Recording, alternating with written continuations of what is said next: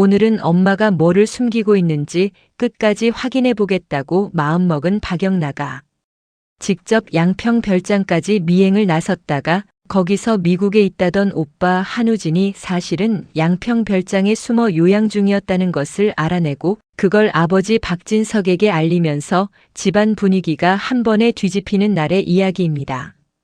그리고 그 와중에 전혀 다른 곳에 있던 지은호는 문자 한 통으로 간이식적합 판정을 받으면서 지역과 다시 한번 고성희를 의심하게 되는 이야기를 해드리려고 합니다.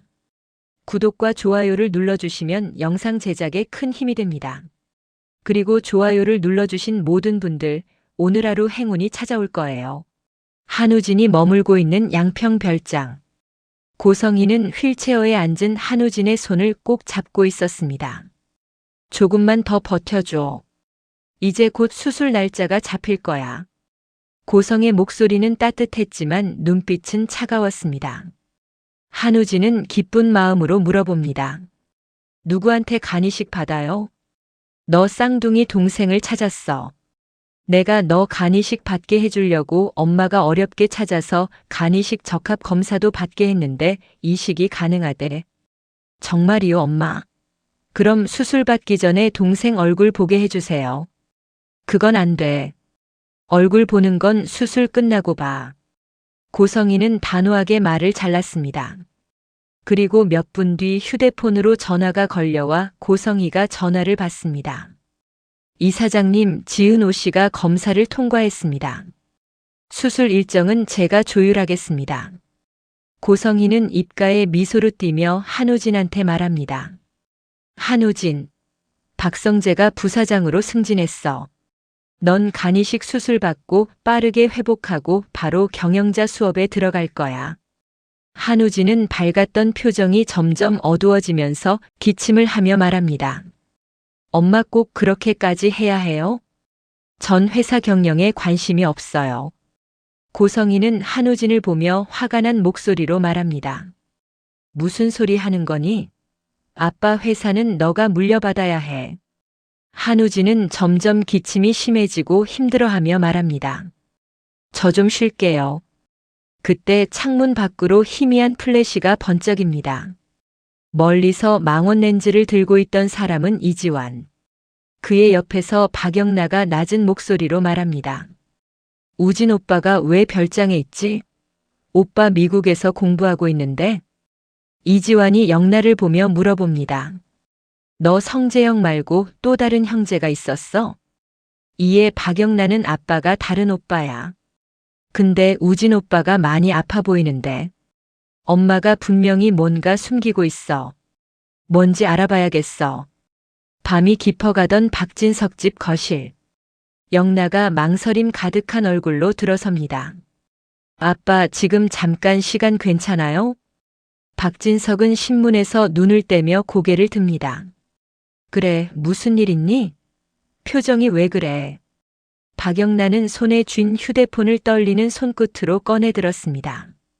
아빠, 이거 꼭 보여드려야 될 것 같아요. 화면엔 양평 별장의 사진이 보였습니다. 창문 안쪽엔 휠체어에 앉은 한 남자, 그 앞에서 미소 짓는 고성희의 모습이 선명히 찍혀 있었습니다. 박진석의 눈이 커집니다. 저게 뭐야?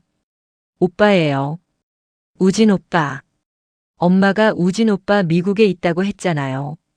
근데 거짓말이었어요. 양평 별장에 숨어 있었어요.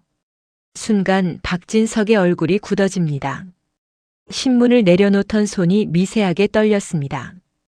그럼 우진이가 아픈 거니? 제가 보기엔 우진 오빠가 많이 아파 보여요. 그래서 제가 말씀드리는 거예요. 오빠 데리고 와야 할 것 같아요. 마침 고성희가 집에 들어오자 박진석을 보고 말합니다. 여보, 오늘 일찍 왔네요. 영나도 일찍 왔구나. 고성희의 목소리는 여전히 부드러웠지만 박진석의 시선은 그녀를 곧바로 마주하지 못했습니다. 잠시 숨을 고르다 박진석은 낮은 목소리로 말했습니다.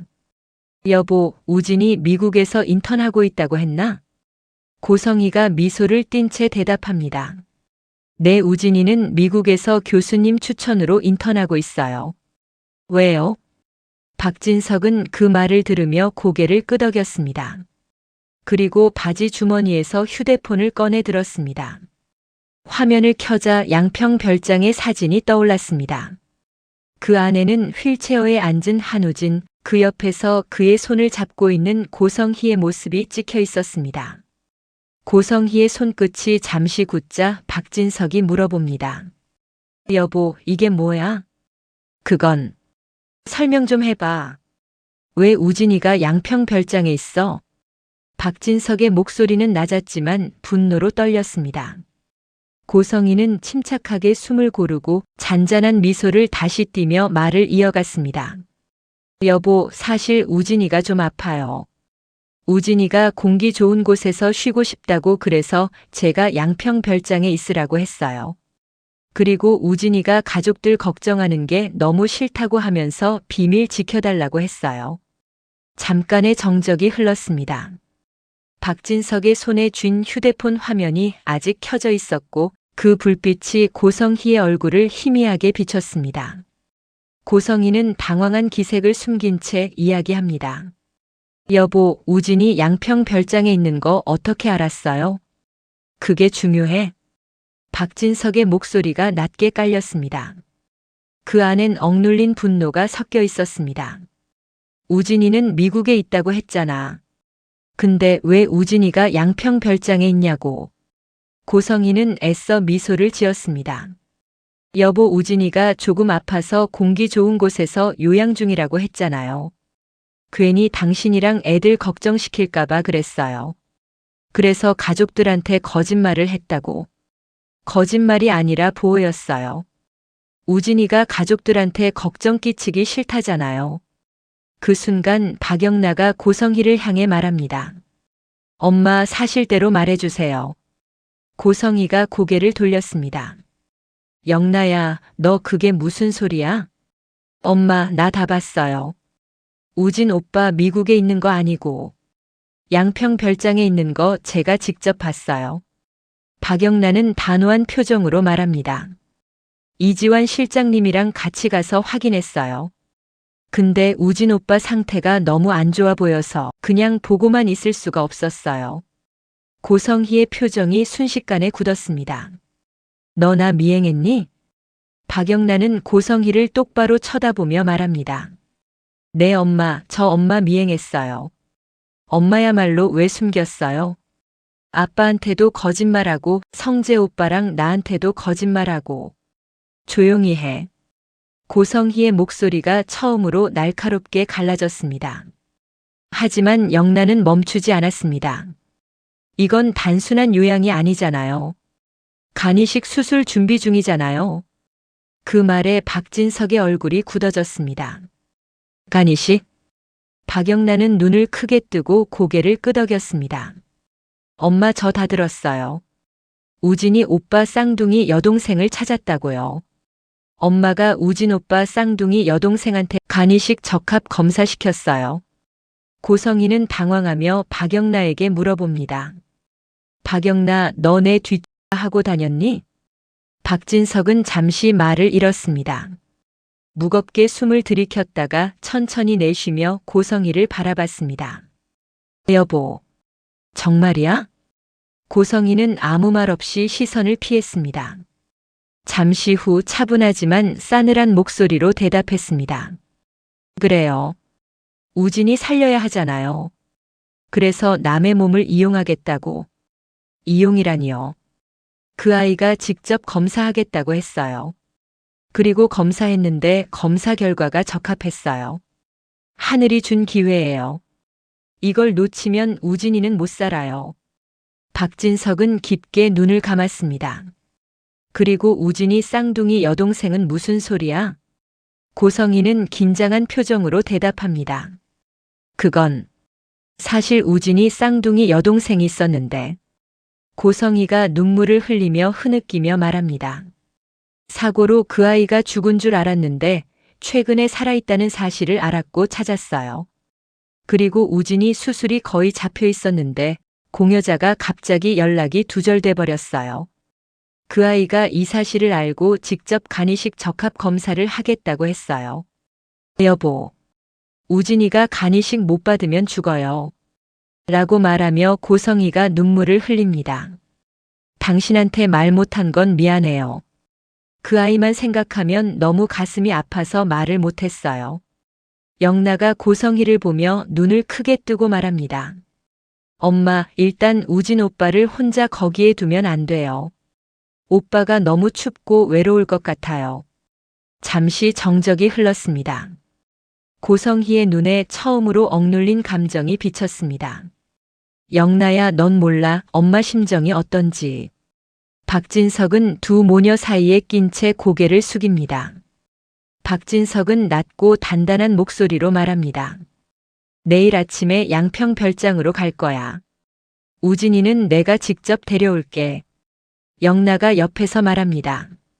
아빠, 저도 같이 가요. 고성희가 놀라서 고개를 들었습니다. 안 돼요. 우진이는 환자야. 그리고 내 아들이야. 그리고 우진이 쌍둥이 여동생 이야기는 우진이 집에 데려오고 이야기하지. 내가 우진이 여동생을 한번 만나볼게. 박진석은 그렇게 말하고 자리를 떠났습니다. 지은호는 퇴근길 손에 쥔 휴대폰이 미세하게 진동하는 걸 느낍니다. 무심코 화면을 켠 순간 병원에서 온 메시지 한 줄이 눈에 들어옵니다. 서울의료센터 지은호님, 간이식 적합 판정 결과 가능으로 확인되었습니다. 순간 발걸음이 멈춥니다. 자동차 소음도 사람들 발소리도 모두 멀어지는 듯. 은호는 화면을 멍하니 바라본 채 숨을 삼킵니다. 이식 가능하다고. 머릿속이 하얘졌습니다. 손끝까지 차가워졌습니다. 집으로 돌아온 은호는 밤새 뒤척입니다. 간이식을 한다는 건 단순한 수술이 아니기 때문에 깊은 고민에 빠집니다. 다음 날 아침 지은호 회사 사무실. 커피잔을 손에 쥔 채 멍하니 서 있던 은호에게 지혁이 다가옵니다. 은호야. 익숙한 목소리에 그녀가 고개를 들었습니다. 지혁의 표정에는 어제보다 진지한 기운이 스쳤습니다. 검사 결과 나왔지? 네. 어제 문자 받았어요. 간이식 가능하대요. 그래서 할 거야? 아직 모르겠어요. 그냥 생각이 너무 복잡해서요.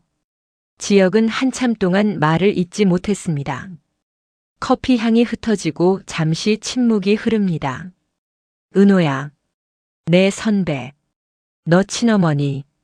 내가 검사받게 한 이유, 그게 단순한 일은 아닌 것 같아. 은호는 놀란 듯 눈을 크게 뜹니다. 무슨 말이에요? 그 여자가 널 찾은 이유, 간이식 때문일지도 몰라. 지혁의 눈빛은 확신에 가까웠습니다. 그는 밤새 뭔가를 조사한 듯 피곤한 기색이 역력했죠. 선배, 그런 말 함부로 하면 안 돼요.